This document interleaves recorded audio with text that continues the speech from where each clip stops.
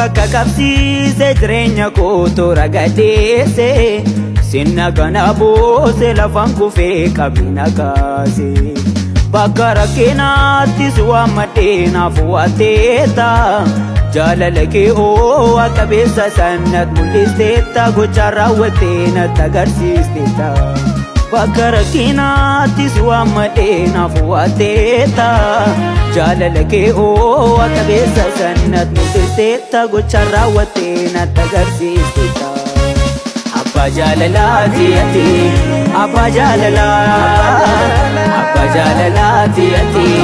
Abba jaalalaa Waaqa jaalalaati ati Waaqa jaalalaa Waaqa jaalalaati ati Waaqa jaalalaa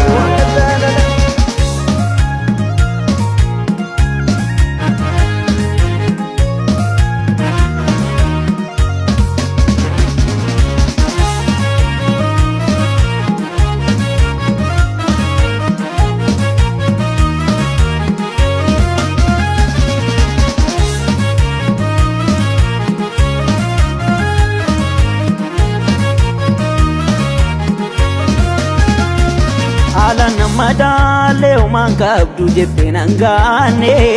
na wajjiniin turte dadhabbii koofna irra dambaane koobummaa kolaalte nan jibbine lafa rakkooti ati na jaallatte amma lubbuu kee kennituuti koobummaa kolaalte nan jibbine lafa rakkooti ati na jaallatte amma lubbuu kee kennituuti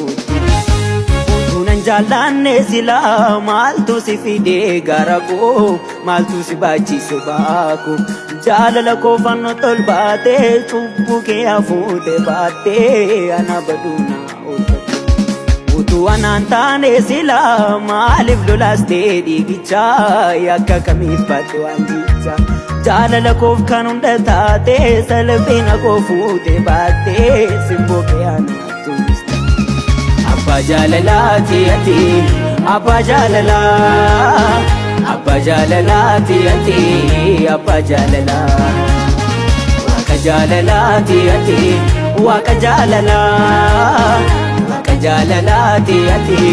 Waaqa jaalalaa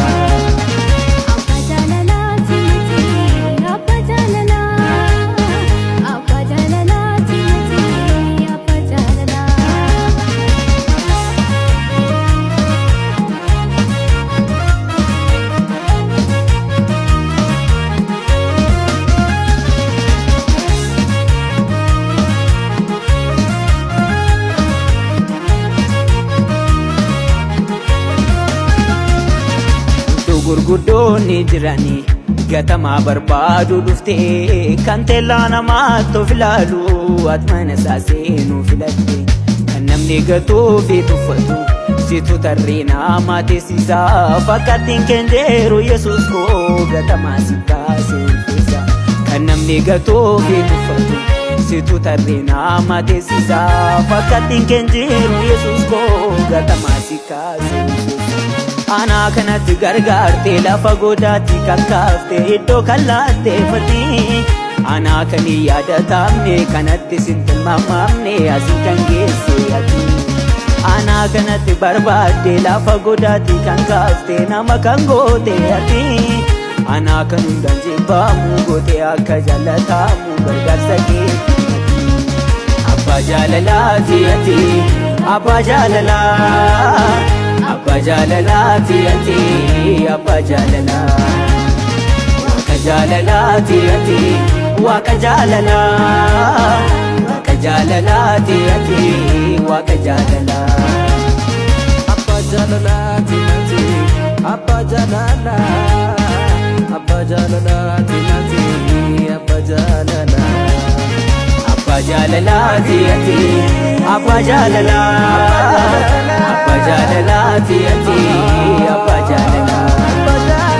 Waaqa jaalalaati ati Waaqa jaalalaa Waaqa jaalalaati ati